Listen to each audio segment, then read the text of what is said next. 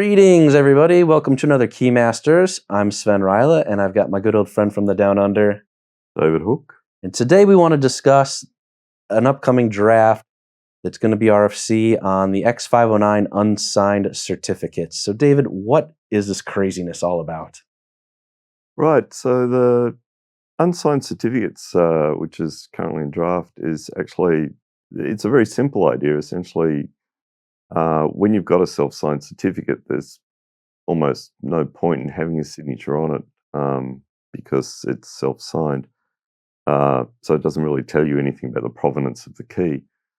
And it's been pointed out, especially with the post-quantum algorithms, because the signature's suddenly starting to get a lot bigger, that quite a bit of space could be saved if the signature was just left off, and the certificate itself just contained the public key, and then what's defined in the standard as a no signature, which is basically just a particular void with an empty byte string representing the signature itself. I mean, that's pretty wild. Something so simple, so brilliant. Yeah. And I mean, it's obviously just for trust anchors, and in fact, it's been submitted for publication, and it should be actually coming out as a new RFC in January 2026. And it will actually be called Unsigned Trust Anchors when it's published, rather than what it is at the moment, which is certificates without signatures, which, yeah, it does sound a bit weird.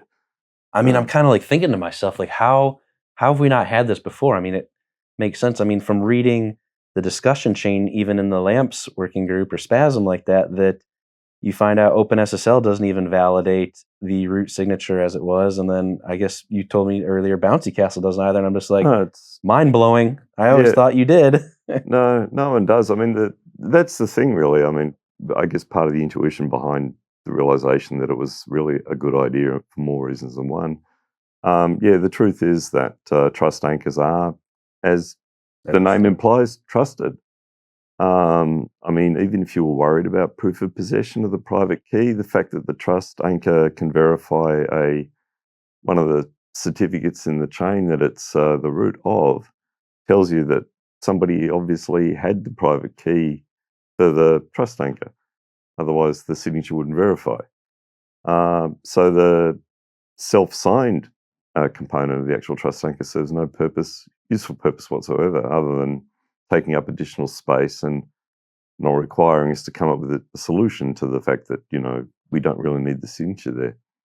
I think in this case, the motivation really, of course, is with the post-quantum algorithms, the signatures have gotten an awful lot bigger. Especially in MLDSA 87, which you'll probably find a lot of the roots to be. SLH DSA too. I mean, they're giant. So the reality is, people are going, well, do we really need to do this? And the answer actually, as it turns out, is no. Kudos to David Benjamin for waking up one morning, I guess, and thinking, hang on a sec. A great moment. It'll save a lot of us a lot of space and work, I think. And this would also play in, I guess, to just TLS self-signed certificates that you do find too. So not only roots, but people that just do one-offs real quick for testing. I mean, that would change the way you're doing those as well, I would imagine, yes? You could, yeah. Yeah, I think it'll have broader application than just basically trust anchors for certain parts, definitely. Yeah. When will we see this supported in Bouncy Castle? We actually support it now. We do, all right. Yeah, although the object identifier associated with the certificate was finalized with the move to publication. So if you're using an earlier version, if you're using the current release of Bouncy Castle, it's supported, but it uses a different OID. Okay. But if you use the current beta, you actually get the correct OID. Oh, nice. And we got backward compatibility with the original OID as well, because, it's fine. Wow. Yeah. Well, that's pretty fun. I mean, this is a shift, and I guess, will we see an RFC 5280 update off of this then? Well, I guess the new RFC will be an update to RFC 5280. But yeah, ultimately, I think when a new RFC 5280 comes out, whatever number that ends up with, so we're probably going to hit 10,000 pretty soon. Yeah, they're creeping up there. It's soon, yeah. Yeah. The RFC 10K problem. I wonder how that's going to go. Anyway, I mean, I imagine it'll probably be rolled into that.